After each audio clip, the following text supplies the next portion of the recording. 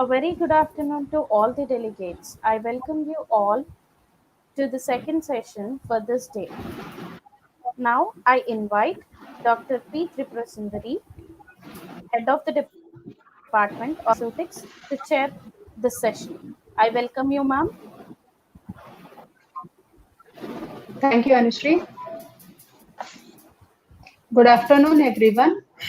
As a part of scientific session of our program, New Horizons of Therapeutic Targets in Antiviral Drug Discovery, here I present you the fourth speaker, Dr. Alok Kumar Chakrabarty, Scientist E, Division of Virology, ICMR, NICED, Kolkata.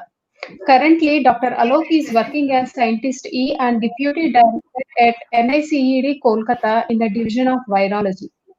After the Masters from University of Calcutta, he joined MSED as a research fellow, done PhD work in the development of face typing scheme for Vibrio cholerae 0139. And he did his postdoctoral research on influenza virus at UCLA, Los Angeles, USA. He also worked on HIV replication at UTMB School of Medicine, Galveston, Texas, USA. After that, Dr. Alok joined as regular faculty at NIV Pune and worked on influenza viruses for almost a decade. He recently joined Virology Division of MICD Kolkata, and his main research is on influenza virus diagnostic, host-virus interaction, and vaccine development. His work is also involved in research on phase typing and phase therapy. Dr. Alok developed a modified vaccine strain of highly pathogenic influenza A H5N1 virus in collaboration with CDC Atlanta. We welcome you, sir. Thank you very much. Thanks for the introduction. Hello? Yes, sir. We can hear you, sir. Okay. Thank you very much. Thanks for the kind introduction. And thank you very much for the invitation to present a speech in this webinar. So today I'm going to talk on influenza viruses in general and its pandemic potentials. In this talk, I will cover the influenza viruses in general and some part of the some historical aspects of the viruses, how dangerous the virus was, how it made pandemics, and why it is still relevant to go and study influenza viruses. So influenza is an infectious disease. And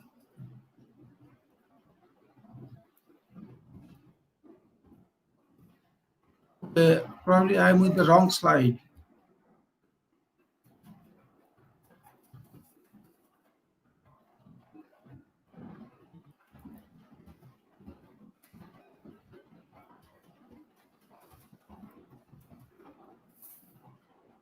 Can I change the slide because this is the wrong set of slide?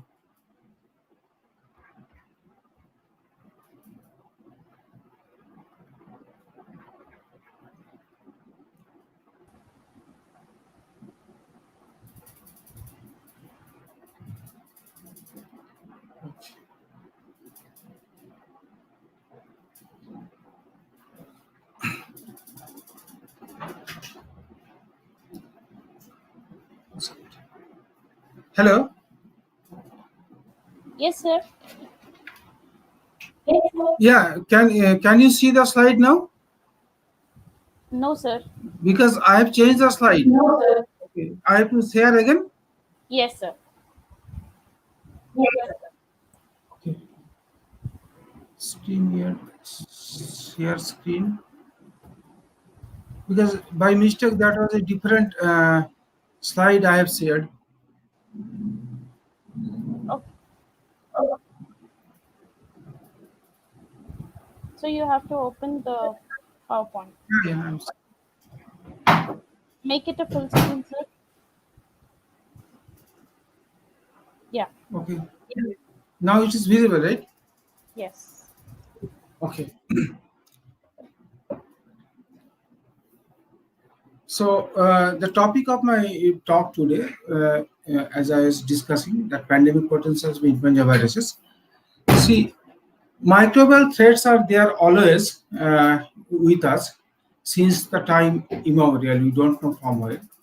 So the reason for the threats are newly recognized agents like SARS, mutation of genetic agents that cause human diseases on which influenza really takes a big place, like H5N1, H1N1, all these viruses, and resurgence of endemic diseases like malaria, tuberculosis. So these are serious microbial threats with us, which is present with us. And another reason, very important reason for the microbial threats are the development of drug-resistant agents, recognition of etiologic role in chronic diseases, and the use of infectious agents for terrorism and warfare, like anthrax, uh, which was in a news line a couple of decades back. So we all know the direct and indirect different kind of impacts of infectious diseases. So that is why the study and ongoing study on infectious diseases are extremely important. We know the E. coli, which has made an impact in U.S. economy in 1991 to 1999, and there are many other things. And in India, in 1995, we have seen a US dollar 1.7 billion loss due to the plague outbreak in India, and that is how microbial infections and infectious diseases has a big impact in the world. And right now, we are going through a very big pandemic worldwide. That is the SARS coronavirus 2. So SARS coronavirus 2 is, everyone knows how it has spread in the entire world and made a severe economic impact. It has changed the world. Now we are in a new world compared to the other because everything is now new. So how I'll speak one or two sentences about this because I'll talk specifically on influenza viruses. See, recently we have published one work on the SARS-CoV-2, where we have shown that an infectious disease can go to a pandemic potential only when it is not very highly pathogenic.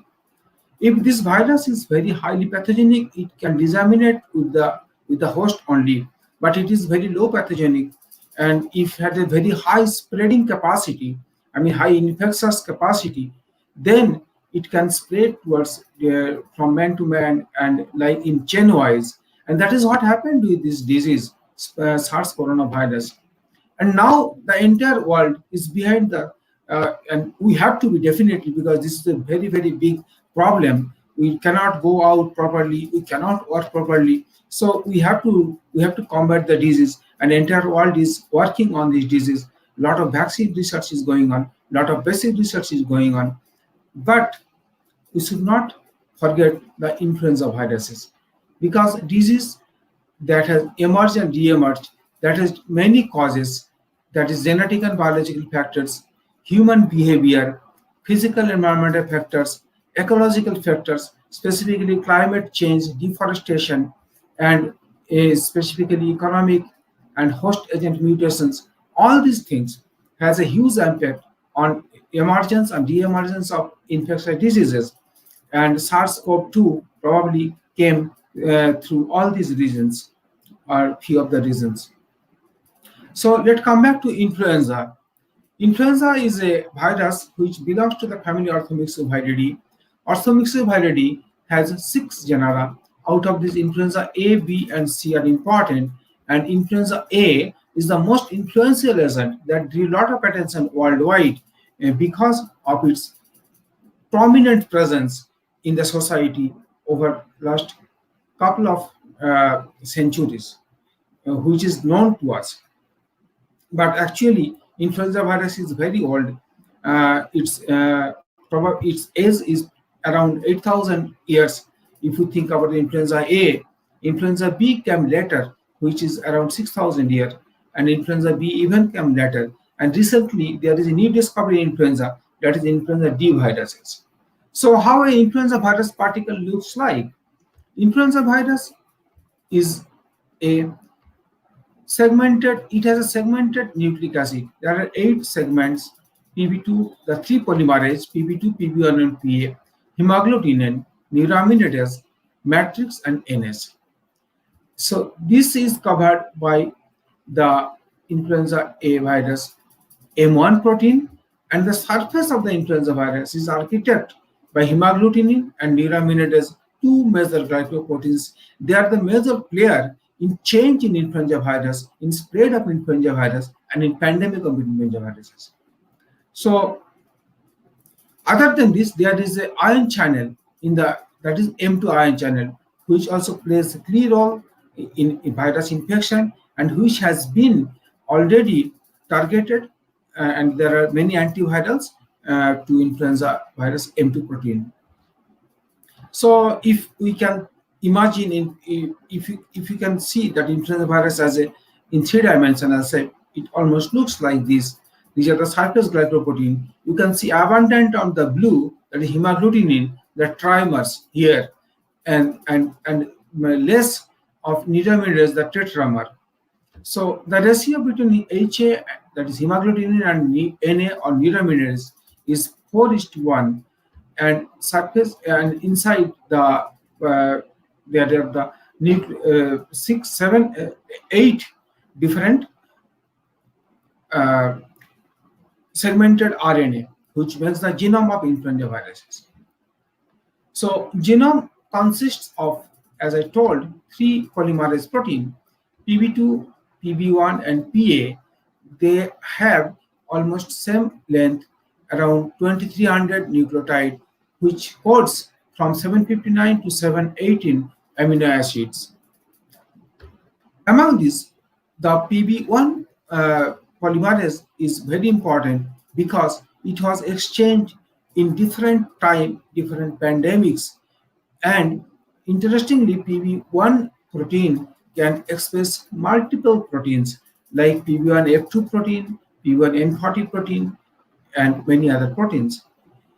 Then the polymerase acidic protein, hemagglutinin, the segment 4, this segment here in influenza viruses is the most important because that is the major surface glycoprotein, which is 1778 nucleic acid long nucleoprotein, which encapsulates all the nucleic acids inside. Neuraminidase is the surface glycoprotein, which plays an important role in release of virus because this has a neuraminidase activity which helps in release of attached hemagglutinins during budding. The segment 7M that codes 2 proteins, M1 and M2, by alternate cleavage, and M1 is the matrix protein and M2 is the surface glycoprotein. And very interestingly, the smallest fragment, that is the NS1, that encodes, that is non-structural. It was known as non-structural protein, but recently it has known that it encodes 2 different proteins, NS1 and NS2. NS1 is definitely a non-structural, but NS2 is not non-structural. That can express inside the virus, and it has prominent role in viral replication. But NS1 is a non-structural protein, and it has huge role in viral defense system, because when a virus enters in a host cell, this is the first line of defense from the virus, which helps in defeating the cellular immunity or host defense. So virus without NS1 was attempted to make a vaccine long time back. So clinical outcomes of influenza infections. You can see influenza infection may be asymptomatic, may be symptomatic, like the current flu, that is the SARS-CoV-2. In symptomatic infection, you can see the respiratory distress, that can be syndrome, maybe mild to severe. Gastrointestinal symptoms may appear, and sometimes influenza infection is also involved with the major organs like brain, heart, etc., which is not common in seasonal influenza, but that is somewhere common in avian influenza. Why? I'll tell when I'll talk on avian influenza. And many times it leads to the fatality. So as I already spoke, influenza viruses has three subtypes. With the recent one, there are four subtypes A, B, C, and D. A causes frequent outbreak, B also causes frequent outbreak, but C doesn't have that kind of outbreaks. In the current circulating strains of influenza viruses worldwide, because there is a now chain of surveillance of influenza by WHO, where major countries in the world are involved in flu surveillance, and all this surveillance data goes to WHO, from where a vaccine strain can be designed, and that is the way to design a vaccine strain. And based on that, it has been shown that recently two different kind of influenza viruses, subtypes, influenza A and B, are circulating in the worldwide. Again, influenza A have different subtypes, influenza B has different subtypes. So, immunogenic components of the influenza viruses are the surface glycoprotein.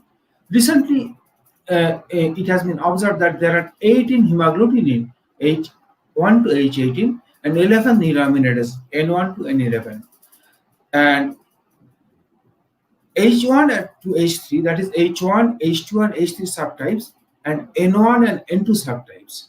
The combination of different strains like H1N1, H2N2, H1N3, this kind of strains has established in humans, but not the others.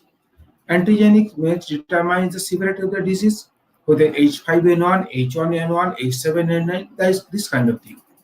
And human response to specific hemagglutinin and neuraminidase glycoproteins also important immunology component. And while there are potentially 190 different influenza A subtype may be present based on the combination of H and Na, only 131 subtypes have been detected in the nature. So major two things are there in the genetic changes of influenza.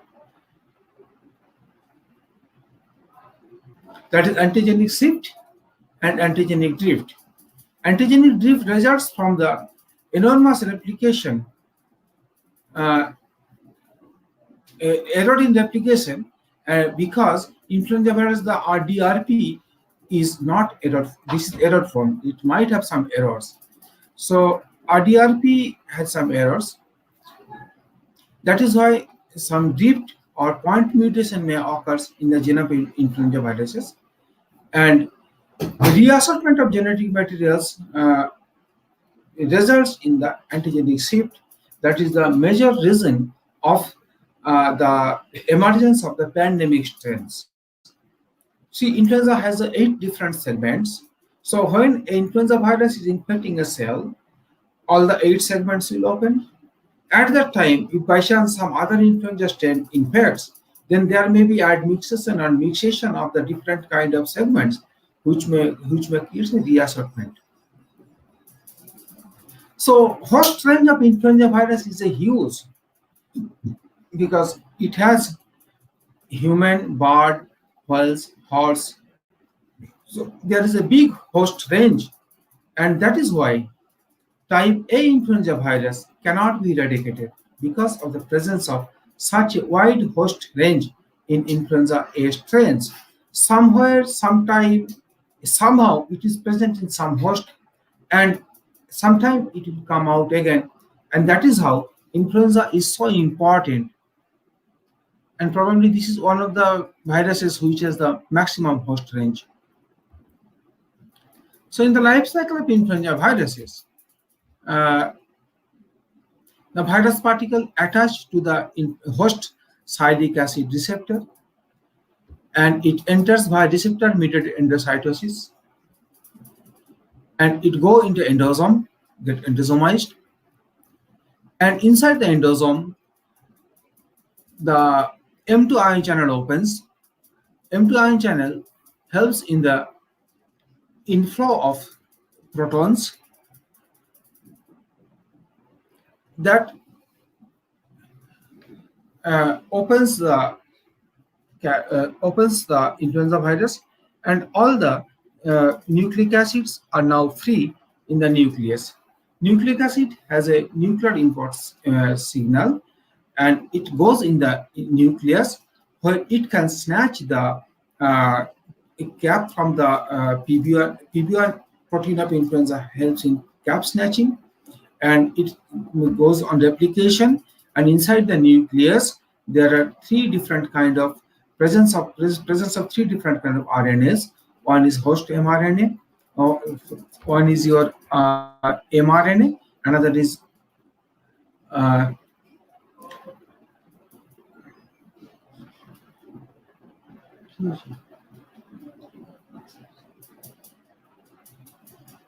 so, uh,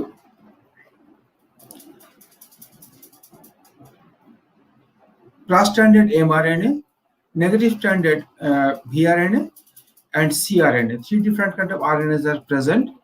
The messenger RNA settles out to the cytoplasm, where it makes the flu proteins, and slowly it goes to the wrapped region, where all the viral components and viral nucleic acid comes together and makes the new viral particle, and it bursts out. So study of influenza virus is extremely important because of the host range. I will talk about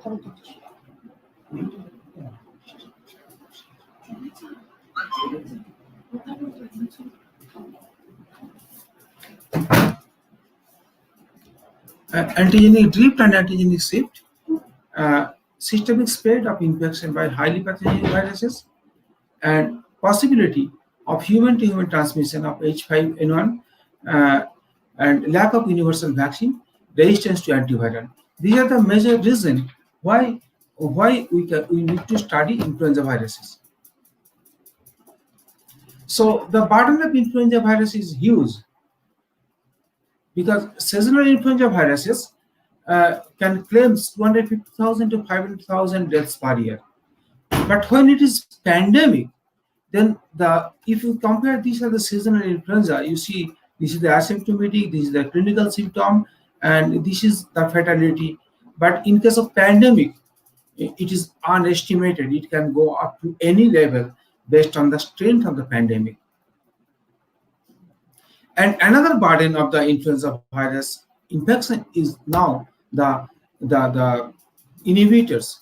I mean resistance to the influenza virus inhibitors. This is the data of 2005, where it has shown that the resistance to M2 inhibitors is increasing. So anti-influenza drugs is losing its efficiency, and that happens when we saw in 2009 pandemic H1N1, only Tamiflu worked. So we don't know when it will get again resistance, and lot of study work is going on to measure the inhibition in a resistance of the influenza inhibitors. So there are many recorded pandemics of influenza viruses. So I'll speak a little bit on the influenza pandemics here. So in 1889, there was a Russian influenza H2N2. So influenza has a big history on pandemic. That is why it is important, and you don't know what is going to happen in the future. So in 1900, there was an old Hong Kong influenza that was happened by H3N8. And everyone is aware about the 1918 Spanish influenza that was caused by H1N1 that claimed around 2/3 of the world population. And it was a huge, and that is the biggest pandemic in the history of infectious diseases. And this is recorded because earlier things are not so well recorded, but 1918 Spanish influenza records are with us, not all but some. Then there was a gap of around 30 years, and in 1957, Asian influenza appears in China that was caused by H2N2 viruses. In the gap of 10 years, in 1968, Hong Kong influenza came. That 1918 pandemic Spanish flu claimed around 50 to 100 million lives. 1957 claimed around 1 million. 1968 is less. And there is a big gap of around 40 years. And after 40 years, H1, in between this time, the most of the cases of H1N1 that was circulating in the world in population, and lot of things are going in between. But keeping everything aside, again H1N1 came as a pandemic strain in 2009. So that is how influenza appeared, and pandemic on influenza hit us several times in the past, and we don't know what will happen in future. But very importantly, in this gap from 1950s to 2010, lot of things happens in the strains of influenza viruses, because as I mentioned, it has a big host range, and waterfowls are the principal reservoir for the influenza viruses. So lot of reassortment happens, and H7 strains came in 1970s and 1950s. H5 strain came, and in the 90s, H5N1 again came. First time came in human. In 1997, few person got infection from H5N1, which was not known as H5N1 at the time. Some unknown fever, and it was known as bird flu. That was the first record of influenza virus that can jump directly from animal to human, and that was a huge panic worldwide. Out of 18 infected person, 12 was died, and since then, lot of attention came in H5N1. After 1997, after that time, it slowly goes off, but again it reappeared in 2003, and in 2003 it reappeared as H5N1. New strains clade 2.0 H5N1, and it started spreading in the Asiatic zone from China, Hong Kong, and many other, specifically Indonesia and many other countries in the Southeast Asia. And it was a very highly pathogenic virus, and that is why the attention of influenza came towards H5 and avian influenza more than H1N influenza, and whole world was behind there to prevent the infection of H5N1. Luckily, H5N1 cannot infect human directly, because it cannot spread human to human directly because lack of the receptor or many other reasons, but it can spread from bird to human. So because of the mutation capacity of influenza viruses, the entire world was scared that anytime it may acquire the mutation to spread from human to human, and it may create a pandemic. And this is a very highly pathogenic virus. And if there is pandemic of H5N1 influenza virus, then no one can save us.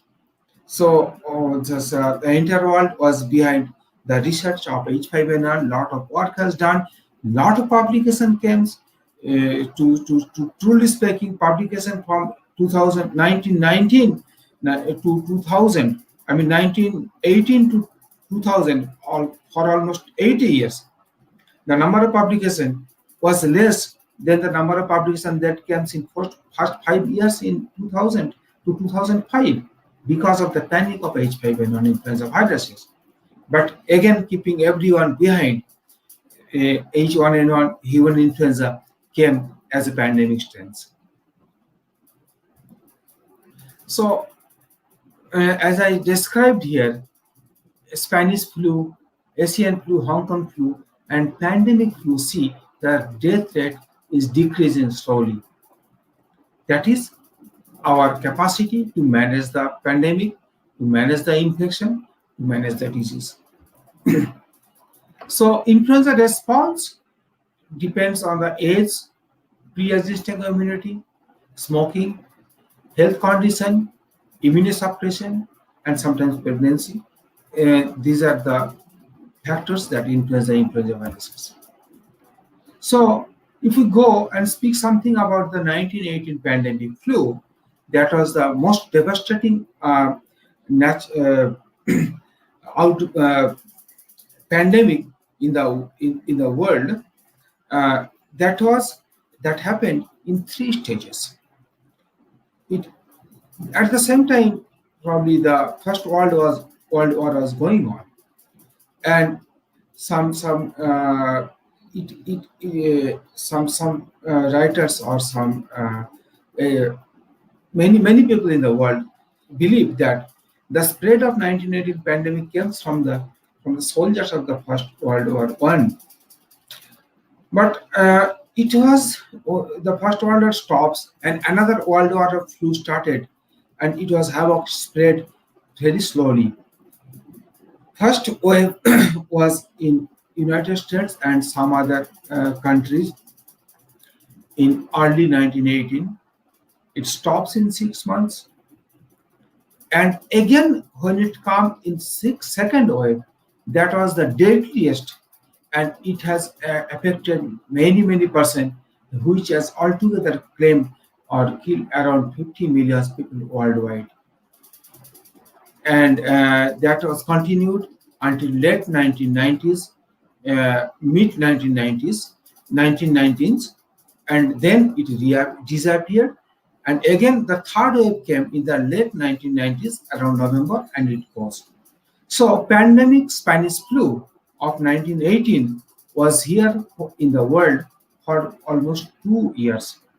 When it spread in the entire world, probably people got immunity, because at that time it was very difficult to manage the infection. We had no clear idea what it is, and very interestingly, at that time, influenza virus was not identified or not discovered.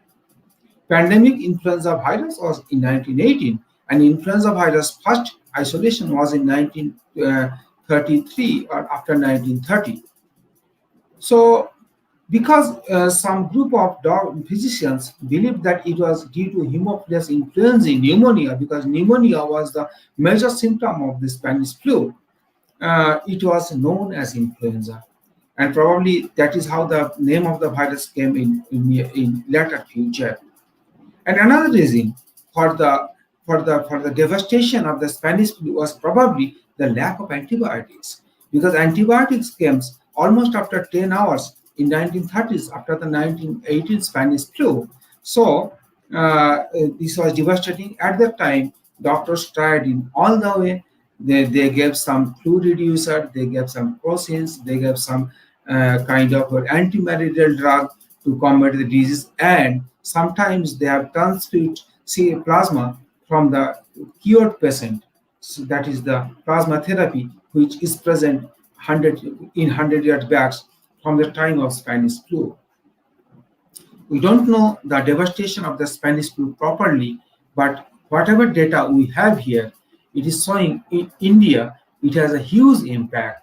And this is from the annual report from the Sanitary Commissioner of the Government of India in British India. This report was there, and in this report we can see the number of deaths. And surprisingly, we can see that only 8.5% fatality in Bengal, which is less. So this may be a very important, interesting area to study why it was like this, because this time also, and also in your 2009 pandemic flu, eastern part of India. Now Bengal was then Bengal, Bihar, Odisha. Then Bengal was bigger province at the time. Bengal, Bihar, Odisha was before 1905, before the division of Bengal by Lord Karjan. So anyway, it has a big impact in India.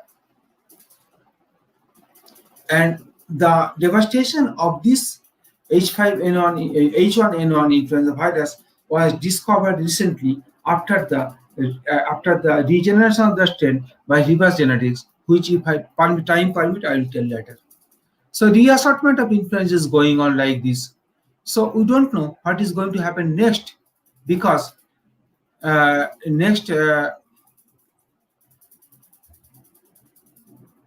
speed of the pandemic is now much more, because if you compare to 1918 pandemic, then the major way was the ship, and then there was no airplane, but now there is airplanes, and that is probably the reason that this 2009 pandemic influenza spread within 1 month in the entire world. Although it was not fatal, it was controlled, but 1918 pandemic took long time to spread, and it was there for almost 2 years. So this is the now there are influenza A and B. Both these viruses are there, and influenza A have subtype H1, N1, and H3N2. Those are measured now, and H1 clade 6.1b and H3 clade 3 is 3C.2 and 3C. And in influenza virus, there are two lineages, Yamagata and Victoria. They are present in the circulation. This is from the CDC Atlanta source. So pandemic influenza H1N1, how it appeared. So it has taken from LA Times, and this has been told that this is the cross in 1990s. There was an exchange between classical swine and human and birds. This exchange, because influenza 8 segments, so segment exchange, that is antigenic shift was there. And in 2000s, there was another round of shift, because this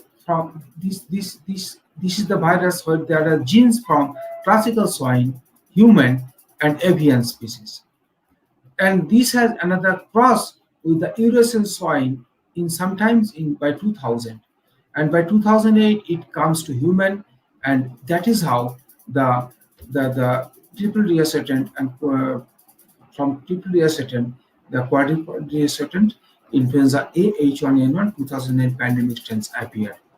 So that is how influenza is so important to study. So we have done some study on pandemic influenza viruses, and we have shown by the microarray and other techniques at National Institute of Virology that the pandemic influenza virus has a capacity to downregulate most of the immune genes, and because it reduces the immune responses, it can spread very nicely, and it can also be highly infectious. So we have published this paper, and now come to the avian influenza viruses, which is another important thing, because see, now world has changed.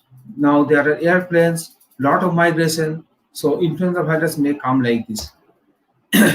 So migratory birds have a big roles in influenza spread. There are different migratory routes throughout the world, and we are here in the central flyway, where Central Asian flyway, from where this flyway, the birds are flying all the way from Siberia, and from long distance. They fly miles after miles untiredly and rest somewhere. So most of the migratory birds, they fly all the way, and they find a resting point, that is the Qinghai Lake in China. And there are a lot of exchange between the birds, and that is how probably China, the Southeast Asia, may be a hot point for influenza virus reassortment, because if migratory birds are carrying the viruses. So see, when we will speak about the avian influenza viruses, we must speak on H5N1 viruses, because this is the most and highest pathogenic influenza strains so far has been discovered. So this is highly infectious. It has it may have some asymptomatic reservoir. It is now endemic in poultry in Southeast Asia and also in India, southeastern part of the northeastern part of the India. And very importantly, case fatality rate in humans are very high by H5N1 influenza viruses. So culling is a measures step to intervene the H5N1. Vaccinations to birds are a big hurdle. So I think carefulness from us is the major way to combat the H5N1. There are a lot of barriers, because reservoirs in wild birds, economic impact is there, poultry markets are very popular, and resistance to antiviral drugs and vaccines are ongoing. That is a lot of barriers to control H5N1 influenza viruses. So let's come to the avian influenza in India. Until 2006 January, there was no avian influenza in India. First outbreak of avian influenza in India happened in February 18, 2006 in Navapur. So this virus was isolated and sequenced at the National Institute of Virology, where you have worked earlier, and we have given the diagnostics of H5N1 influenza viruses, and which has shown that is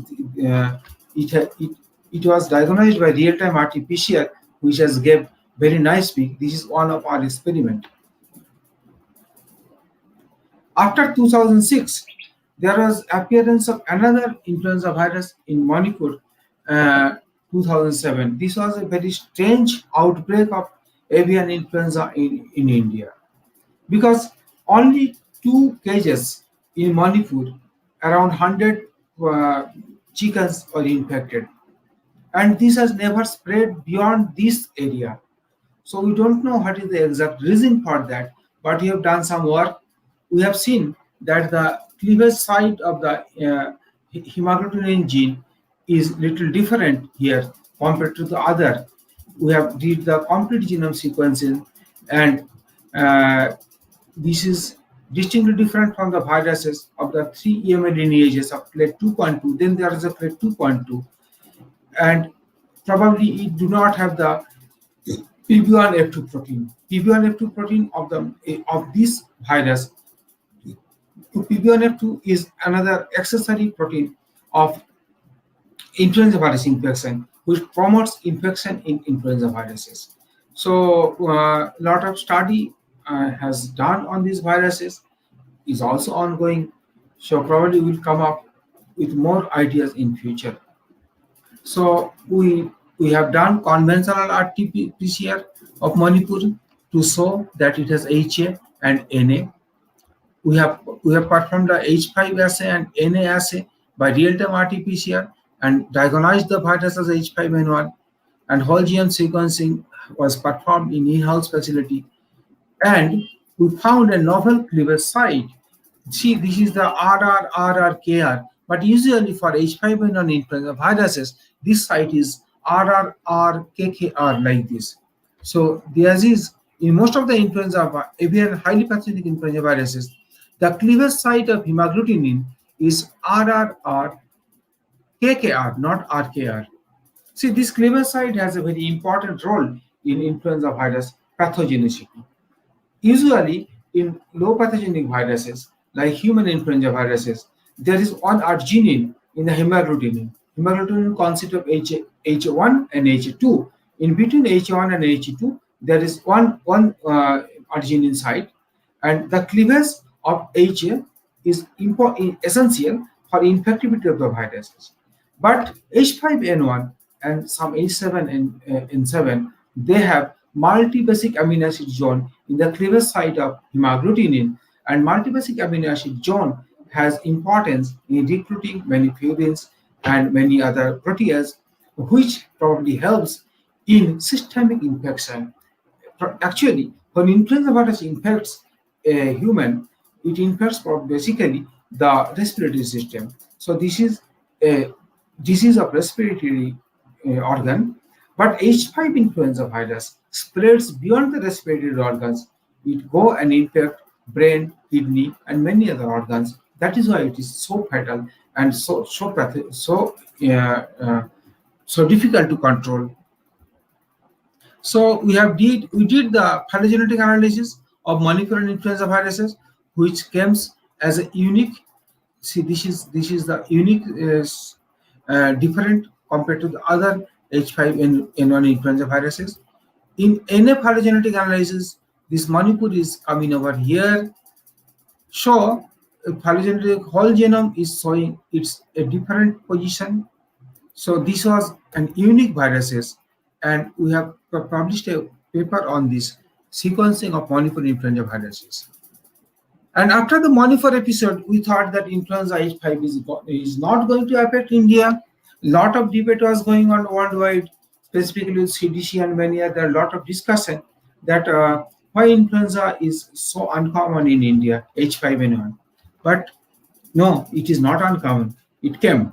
It came in a rapid way in 2005, 2008, 9 in West Bengal. It has infected almost entire West Bengal and Assam, Tripura. So entire northeast region became endemic to H5N1 influenza viruses, which was highly dangerous at the time because we were scared if it can just infect human. But luckily there was no human case in India. But if human cases was reported from different Asian countries, specifically in Indonesia, maximum human cases were reported from there. China reported it a lot, and many of the southeastern countries, even Bangladesh also reported probably one human cases, but there was no human case in India. So the fear was there, the spread from human to human, but so far it has not happened. So this is a map where we can show that H5 spread in the entire. This came to +1 in one of our publication. So in the similar way, we have done the conventional and real-time RT-PCR to detect and diagnose this and give the results of this infection. So we served as a diagnostic lab at the time for avian influenza virus infection. So AHA genome sequenced and whole genome sequencer performed, and see, this is the AHS sequence where you can see RRR, KKR. This is the multi-basic amino acid zone of hemagglutinin. And NS1 sequence has some pathogenic marker, that is E, and that is the E here. And phylogenetic analysis is performed. I'm not going in details on all these things. And in conclusion, we can say that it has the closest phylogenetic relationship with the 2007 to 9 isolates from Bangladesh and not with the earlier 2006 and 2007 Indian isolates. That is implying that this the biggest H5N1 endemicity in India was an entirely new introduction. So this is the third introduction of H5N1 in India. This was actually. So we have published this paper. And avian influenza surveillance was there in India. And from the surveillance, although we didn't able to find any, this was meant to find if H5 or highly pathogenic influenza viruses are there in the environment or not. But we didn't find any highly pathogenic, but we are able to isolate one very uncommon type of influenza viruses, H11N1 influenza viruses, which was analyzed as an American Eurasian reassortant, and this was an important finding from us. So that was your H11N1 influenza viruses. Now, because I am trying to focus here on the pandemic potential of influenza viruses, that is why I spoke so much on H5 and H1. Those two have really potential to be pandemic, and these have shown its strength in the past. But H7 influenza viruses are also very important because they pose a major public health potential. 9 different H7 subtypes are present, that is A7N8, A7N9, A7N7, which became another reason of high pathogenicity in China in 2013. Most of the H7 viruses identified in wild birds and poultry that are low pathogenic influenza viruses, and the infections resulted from mild to fatal diseases. So A7N9 virus in 2013, the China was a major pathogenic agent for flu in China in 2013. It was a big problem, and it has big impact on the health. So our analysis, we did some study on this on global data base of H7N9 influenza viruses, and our analysis showed that the four distinct lineages, Eurasian, North American, South American, and Oceanic, are present in H7N9 viruses. We concluded that each era of H7 outbreak has produced unique set of mutations. And H7 viruses, irrespective of being or high or low pathogenicity, have a propensity to adapt to humans and have signature mutations that have been associated with interspecies transmission and human adaptability, raising concerns regarding their pandemic potential. So, H7N9 virus is also a virus that has pandemic potential. So, we have worked on this and published this paper in 2014. I'm not going into details on all this.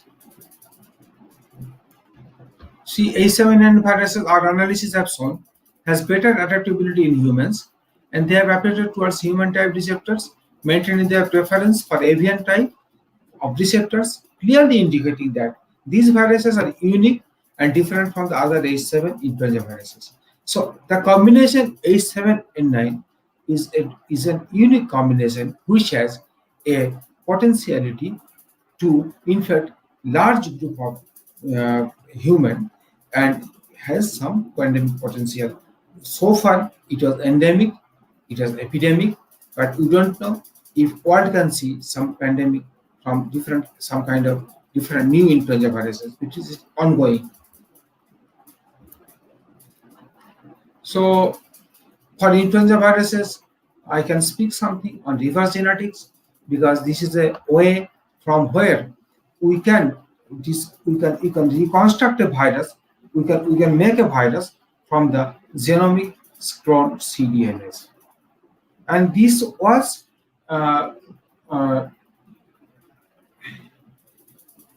conceived by Peter Pelesi and other groups in Mount Sinai and St. Jude and many other institutes in the western part of the world. And now this is a very important tool to make vaccine virus and generate influenza viruses. And after the reverse genetics of influenza viruses were in place, in 2000, H1N1 pandemic influenza virus, that is why I kept the slide here, to tell that pandemic influenza 1918 strain was regenerated after 80 years of the pandemic. Pandemic happened in 1918 to 1919, 1920. And in the year 2000, the reverse genetics modification influenza virus of 1918 pandemic was generated because the samples that were frozen in laboratories, the patient samples of 1918 pandemic, and some bodies are recovered from the Alaska, which is buried, and the bodies were there is always snow and ice, so bodies were probably were preserved properly because they were under sub-zero temperature.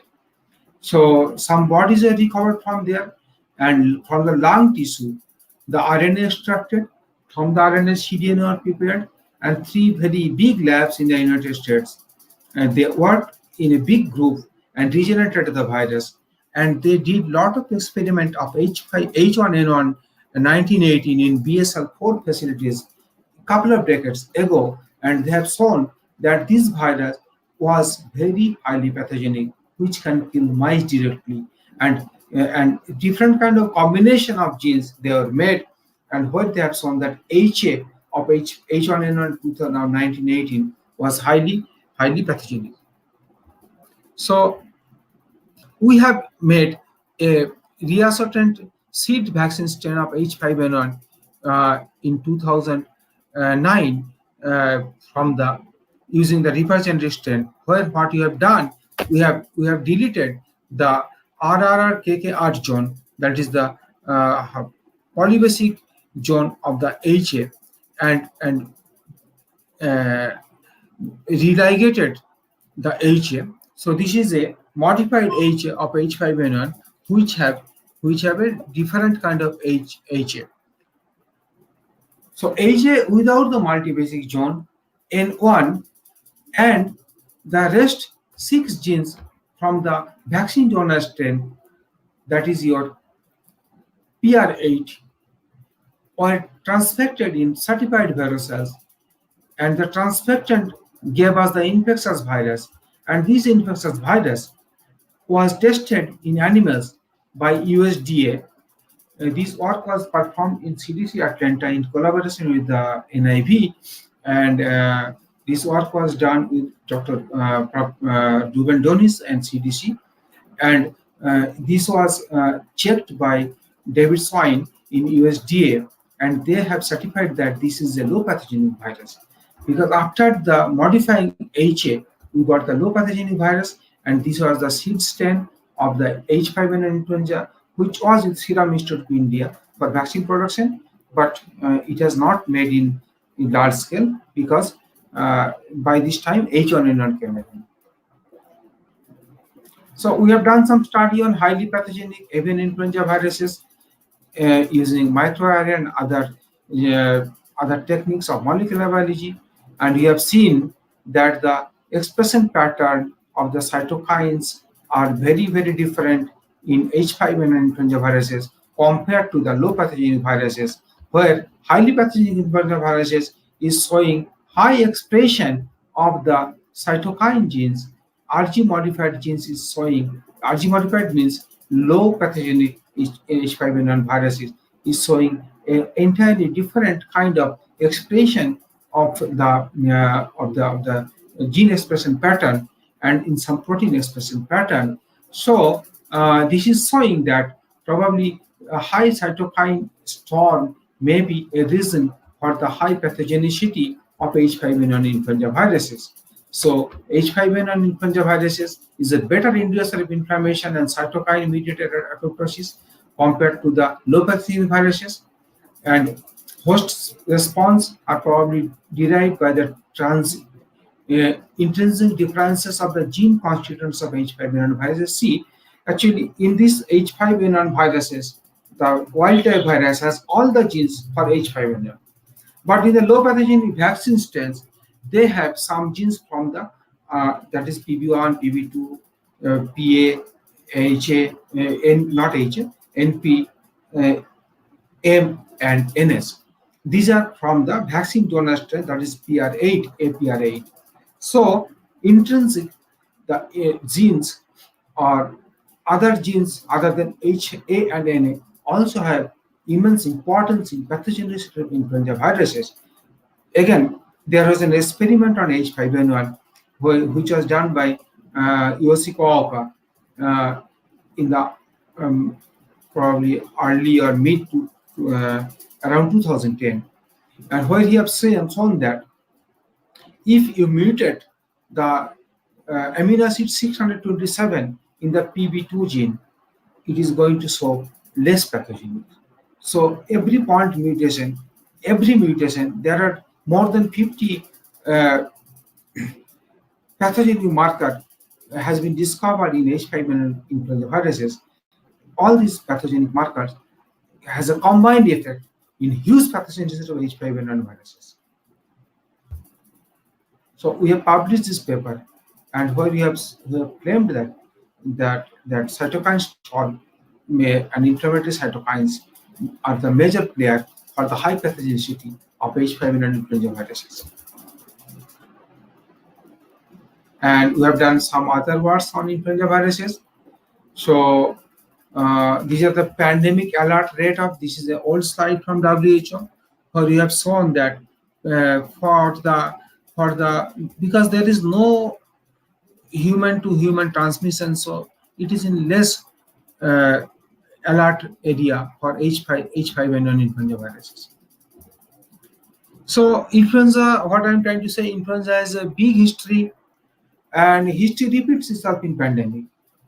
So very interesting if we can see, if you can go back 100 years back in 1918s, then World War was going on, and troops. It is a story taken from somewhere.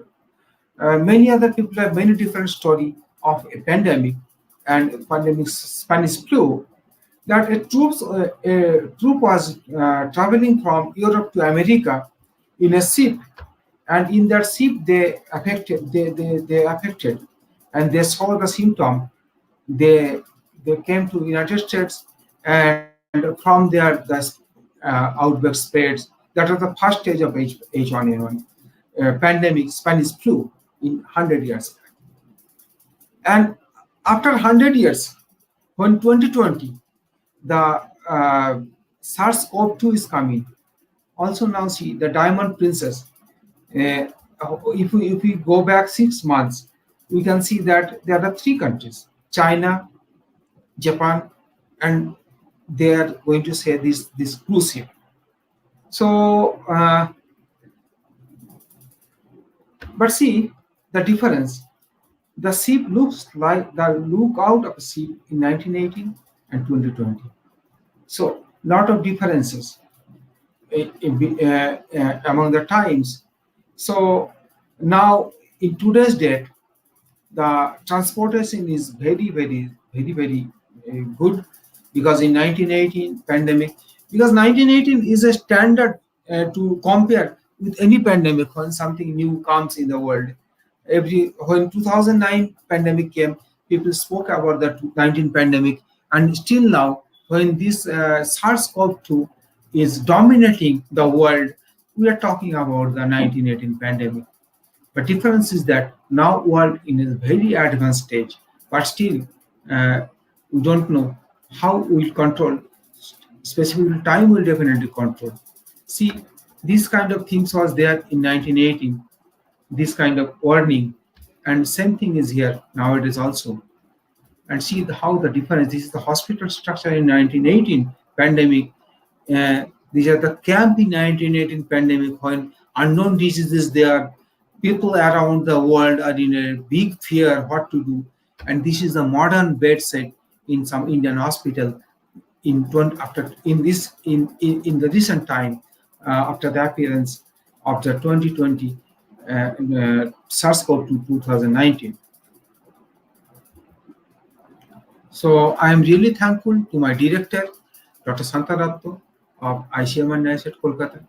I'm thankful to my former director of National Institute of Virology, Dr. A.C. Misra, Professor Ruben Dunes of CDC Atlanta, Professor Webster, Professor OAV, Dr. Borman, friend, and all colleagues, those who have worked with me.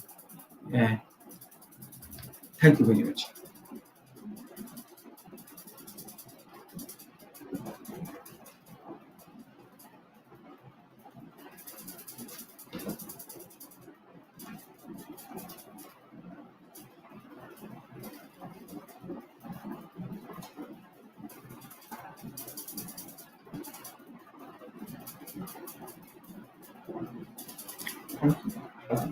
Hello.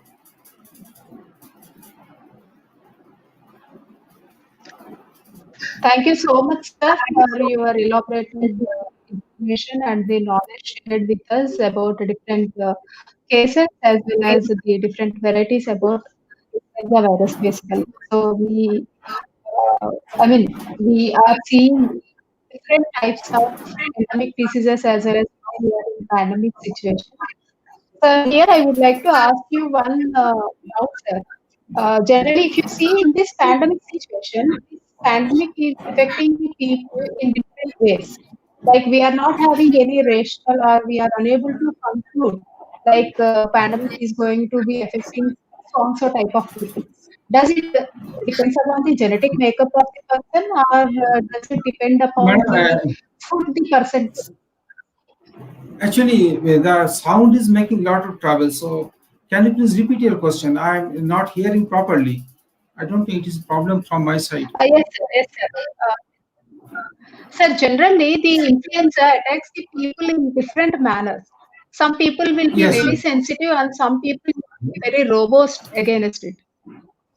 Yeah. So, is it because of the genetic makeup of the person or the food habits of the person? Actually, I don't think food habits have anything to do with the infection, or it's totally it depends on your capacity to combat the infection, first of all. And number two, what happens that for influenza virus also, most of the fatality is mainly due to the secondary infection. What happens when virus infects? It is totally taking the control of the person's body to whom it is infecting. So total immunity is going down, and this is going to give opportunity to the other bacteria for opportunistic infection. So if you have a good immunity power to struggle against influenza, that has definitely a big role in combating infection. And regarding genetic makeup of a person, some study is going on, but still there is no conclusive idea about this. There may be something there. I don't know it clearly actually. You know what Sir, speaking about, yes, sir, please continue. Yeah, yeah. Actually, what I am trying to say that uh, if you go and see the story of the two pandemics, you can see 1918 pandemic. Definitely, it was a very strong strain because this virus was degenerated in recently, and a lot of animal experiment has done, and it has shown this is a very strong virus. But still, most of the cases fatality was due to the secondary infection, and secondary infection by bacteria and pneumonia. And another reason that I have covered in the talk also, at the time there was no antibiotics.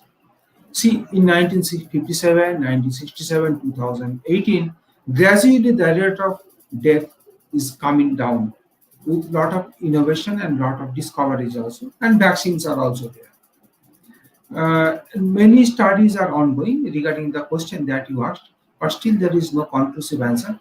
But maybe something is there. Sir, one more question is like, Yes, what are you. the precautions which we need to take care while working in the virology labs? Like when compared to the What normal can, labs, what extra precautions should be taken? so you have to wear proper PPE. Uh, yeah, Okay. it depends on what kind of virus you are working with, and you have to stop the spread of the virus. You cannot allow the virus to come out of your lab. So at least biosafety level 2 hood you have to use to handle the virus, proper gloves, proper sanitation. And these are the common things that people are saying. And for working with the sensitive viral strains, you have to have the proper permission from the proper agency.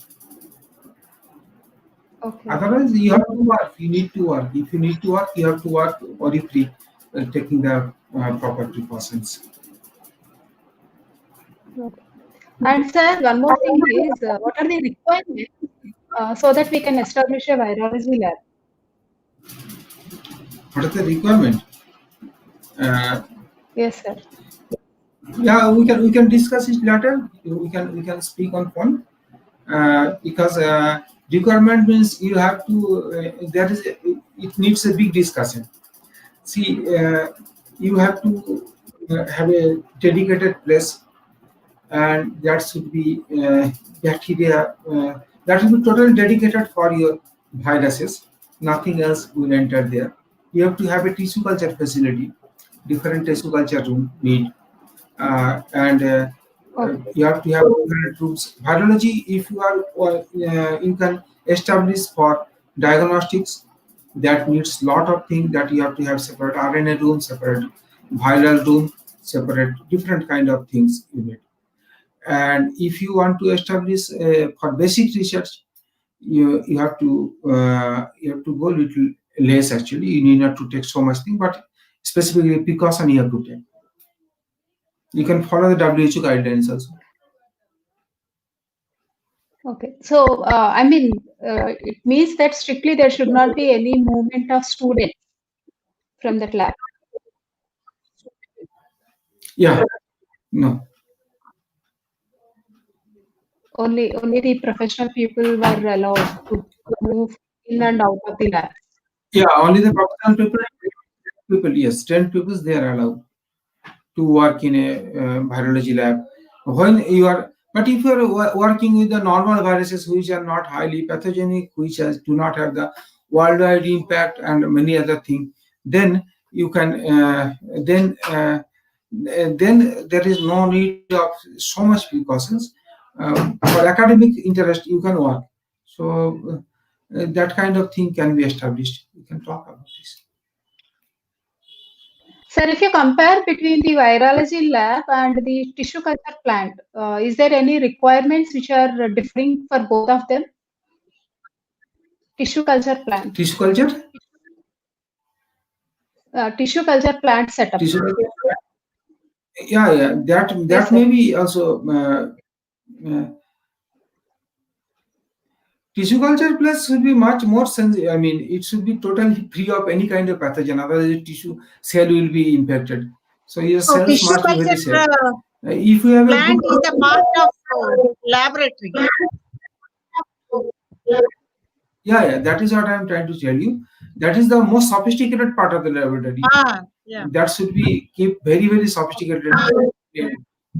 So is it a And some mandatory at part, the beginning? if you are going to have, yeah, if you are going to work on live viruses, then you have to have a separate tissue culture room where you can culture the virus and you can keep the virus. Okay. You have to incubate the virus in your CO2 incubator, and you have to have a specific BSC2 hood where you can culture the viruses. And if you want to do molecular work, you can do in normal lab.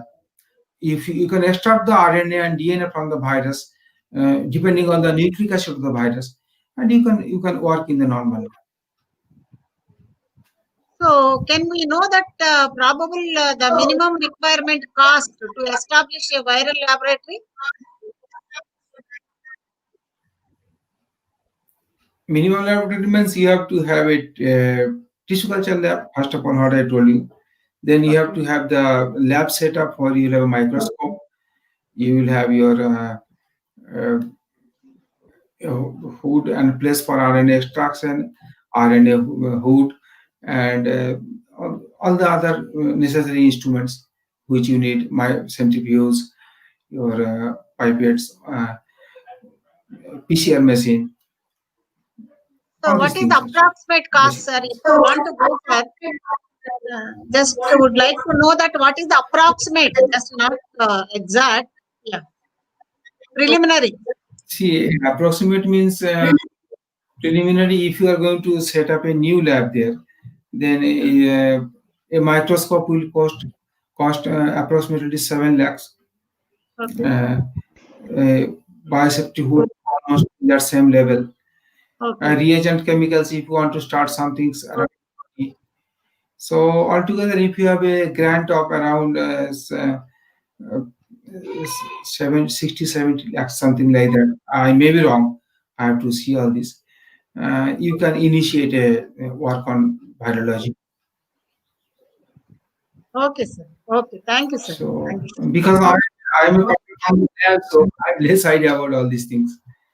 Okay. Yeah. Thank you, sir. Okay, sir. Okay. Thank you. Thank you so Thank you so much, sir. Okay. much. Thanks for inviting. Your patience in delivering Okay. Thank lecture you. the long time. Yeah. Thank It's a you. Yeah, very nice Tripura. interaction with you, Yeah, sir. you can continue. Yes, sir. Yes, ma'am.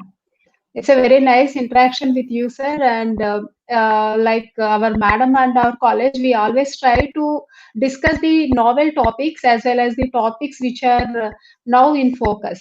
In that part only, we have taken up this virology session, and you have given a lot of insight about the different types of influenza viruses and all, and like which we might have forgotten also. All those things you have brushed up, and it's a very nice interaction with you, sir. Thank you so much for being with us. Thank you, sir. Okay. Thank you very much.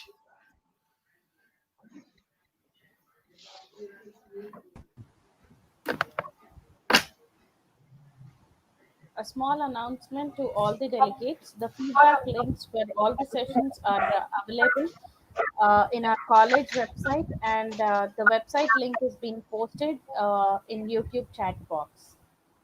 Once again, I repeat, the feedback links for all the sessions are available in our college website, and the link for our college website has been placed in the YouTube live chat. Thank you.